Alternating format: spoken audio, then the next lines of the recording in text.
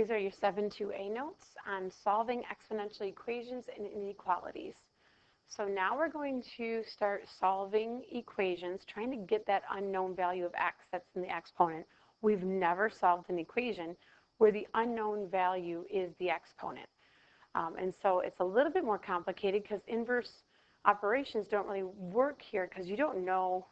Anytime we had to find the exponent or the root, we could take a square root or a cube root, but when you don't know what the root is, you can't really undo that root. So before we begin, I got to review some of the power properties of exponents. So if you have a number, a base raised to a power, and another base raised to a different power, but they're the same bases, this just means that you add the exponents. If you're raising a power to a power, we multiply the exponents. And if you are multiplying where one of them is negative, remember that's just a fancy way of saying that we're multiplying by 1 over a to the nth, which is really going to show division. And so when we divide, we subtract the exponents. So don't forget that a negative exponent flips it. And also, if you're flipping it, it's like division, and so we would subtract. So with that being said, we're going to use exponential rules to help us solve. An exponential equation is an equation where the variable occurs as the exponent. So the variable actually is up in the exponent. You can see these 3 examples down here where the variables are all in the exponent. So we're going to use what's called the property of equality. I like to say if this equals that. That's what I say here. This equals that. And it's pretty much a common sense rule if you don't want to overthink it. But as long as the base is greater than 0, okay, because it can't be negative, so this wouldn't work if we had negative numbers, and it can't equal 1 because 1 is always 1. But if you have a common base, if you can get one base raised to a power equal to another base equal to a different power, the only way that those 2 bases can be equal is if the 2 powers are equal. So in the example, if you look at the example right underneath, if 3 to the x power is equal to 3 to the 5th, since the bases are equal, the exponents have to be equal, and so therefore x equals 5. If this 3 equals this 3, then that variable there has to equal that number up there. This equals that. So the whole goal here, it's kind of a fun little puzzle. I know all of them are puzzles to me. But you're trying to get the bases to match. So you want to rewrite this 4 to the 9n minus 2 power equal to 256. You want those bases to match. If we can get the bases to match, then we can set the exponents equal to each other. So this takes a little bit of time with your calculator. And remember, we're not multiplying, seeing how many times 4 goes into 256. We're seeing, can we rewrite 256 as a power of 4? So that's the first thing I try to do. The very first thing I try to do is I try to say, take the bigger number and see if we can rewrite it in terms of the other number as a power. So 4 times 4 takes me to 16, times 4 again takes me to 64, times 4 again takes me to 256. So if I keep track of how many times I said times 4, it's actually 4 to the 4th. So 256 is 4 to the 4th. So I'm just going to write it differently.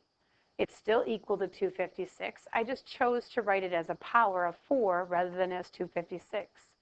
I'm going to leave the other side as 4 to the 9n minus 2. Since this 4 equals this 4, or the 2 bases match, that means the 2 exponents must match because of the equality rule property up above. So we basically just sort of ignore the bases and say that 9n minus 2 must equal 4. 4 to some power equals 4 to the 4th, then that power must equal 4. Solve. 9n is equal to 6. Divide by 9, divide by 9, n is equal to 2/3. We just solved an exponential equation. We solved for a variable that was in the exponent. So again, just to repeat, we get the bases to be equal, then we can sort of ignore the bases and set the exponents equal to each other. Right now, though, it's not true for number 2. I have a 3 over here and a 9 here. we have to have matching bases. So I, again, always look at the bigger one and see if I can write it as a power of the smaller number.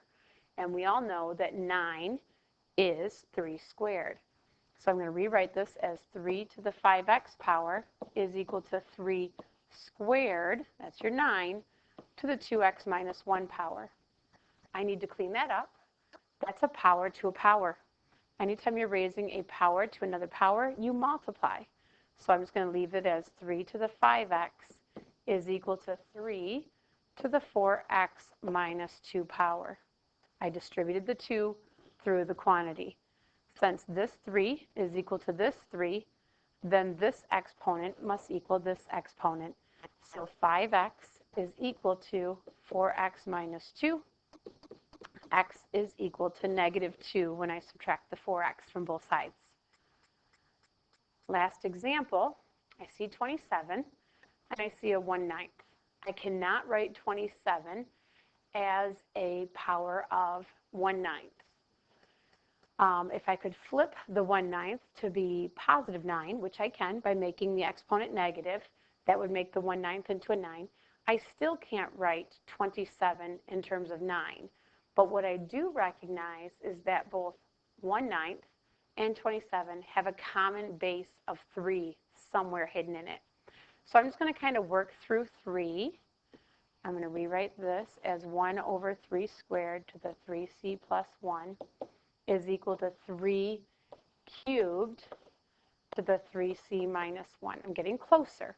I still don't have a base of 3 and base of 3. But if I made that into a negative 2, 3 squared into a 3 to the negative 2, that would flip it up top. So I have 3 to the negative 2 to the 3c plus 1. And then if I distribute this 3 through, I get 3 to the 9c minus 3. I'm getting closer. The last thing I have to do is distribute my power to a power we multiply. So 3 to the negative 6c minus 2 is equal to 3 to the 9c minus 3. The two bases match, so then the two exponents are going to match. So negative 6c minus 2 is equal to 9c minus 3. I'm going to add 6c over, I get 15c. I'm going to add 3 over and get 1, and c is equal to 1/15. So the value of c that makes this original statement true is 1/15. And if we would go through all of that math, I think it would all work out in the end. You can check it by plugging it in. It's kind of an awful number to plug in, but it would work. Okay, so if you look back, I first looked to see, could I rewrite 27 in terms of 1/9? No. Could I flip the 1/9 and write it in terms of 9? No. So then I had to change both bases. So if you can get away with it where you only have to change one, it's a little bit easier. Inequalities, and exponential inequality is just an exponential function involving an inequality. So we have less than and we have greater than, so we just have to make sure. But the same thing is going to hold true. So as long as your base is greater than 1, not negative, not a fraction, because fractions get a little confusing. If the one exponent is greater than the other, so if you have b raised to the x power is greater than the same base to the y power, then it only makes sense that the x value is greater than the y value. And if you have it the other way around, where the b to the x is less than b to the y, then it only makes sense if x is less than y. So they hold true. So if you look at the example down below, 2 to some power is greater than 2 to the 6th, then I'm going to have to assume that the x value is greater than 6. And so your solution would be x greater than 6. Oh, it says it already there. I'm not going to go through that second. And then they're just going through the different information. So if we can do the same thing, we're going to try to rewrite, match the bases. If it's less than, then it'll still be less than. If it's greater than, then it'll still be greater than. 625, I know by heart, is 5 to the 4th power. So I'm going to rewrite this as 5 to the 3 minus 2x is greater than 1 over 5 to the 4th. You're just going to have to get good at those. You'll get to know them. Also, you have your powers on an index card from before.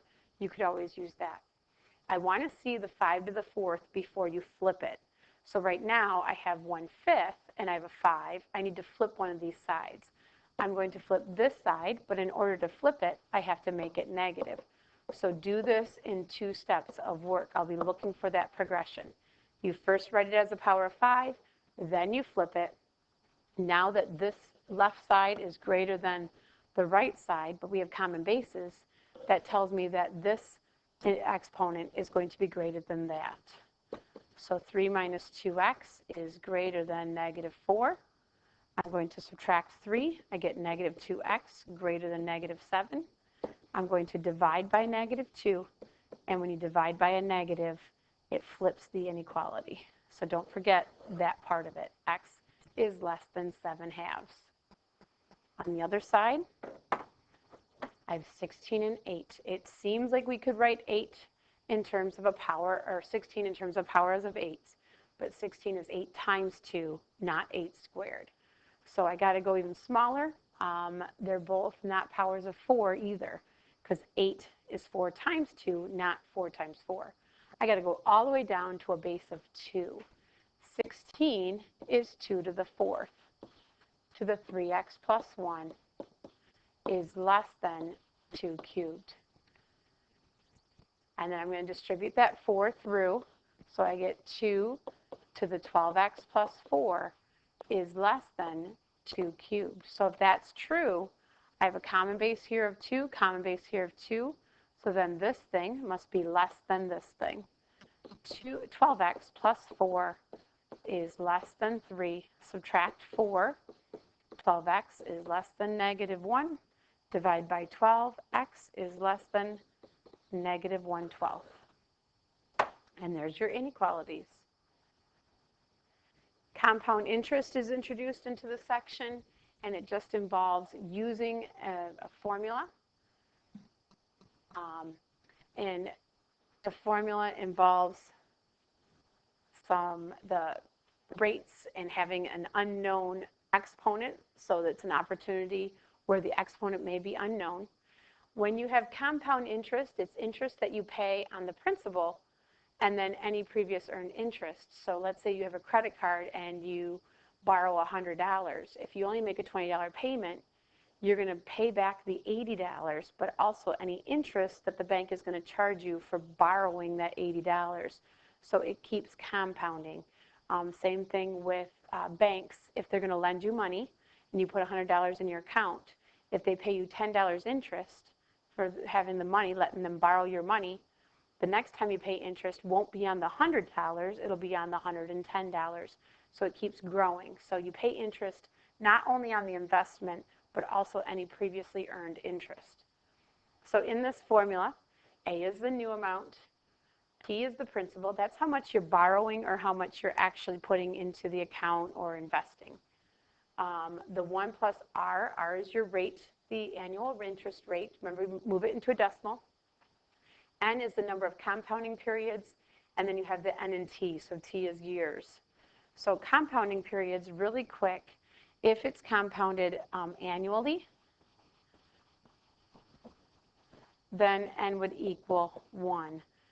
They'll say semi-annually, and semi-annually, N will equal 2. If they say quarterly, that means 4 times a year, every quarter, every 3 months. Monthly would mean every month they're paying interest, and so N would equal 12. And then you can get into daily from there, or weekly. So let's look at this problem. An investment account pays 5.4% annual interest compounded quarterly.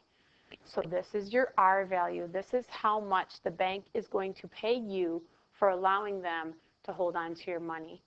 It's compounded quarterly, so N is equal to 4. That's 4 times a year. $4,000 is deposited, so that's your principal. That's how much you're investing. What is the balance after 8 years? So there's your time. So new amount is equal to P times 1 plus r divided by n to the nth power. Okay, I'm just getting that from the previous page, this formula right here. And it's a big order of operations problem. So we're trying to find the new amount. The principal was $4,000. The interest rate is 0.054 when you move the decimal 2 places. N is 4, and we're going to do 4 times 8 up in the corner. So a huge exponent in the quarter. You're going to raise it to the 32nd power, but it's only 1 point something, so it won't grow too big. So after we do all of that, we can actually just put it into your calculator. You need to make sure you put it in your calculator the correct way, or make sure you use order of operations. So if you're going to put it all in the calculator like this with parentheses, that's fine. But in the order of operations, you're going to divide that rate first, and you get 0.0135. Add that to 1, do your parentheses, raise that to the 32nd power, and times it by 4,000. So the last thing we'll do is multiply. And you end up with $6,143.56. So that's what your balance would be. If you only put $4,000 in the bank, after 8 years, the bank would pay you that much money in interest. So the bank really paid you $2,143 as a thank you for letting them borrow your money. Lesson summary. Oh, I do not have one. Give me 1 second and I'll have one of those. All right, so here they are. I need to know the value of n if you are going to compound the interest daily. And I need you to solve the practice problem. Good luck.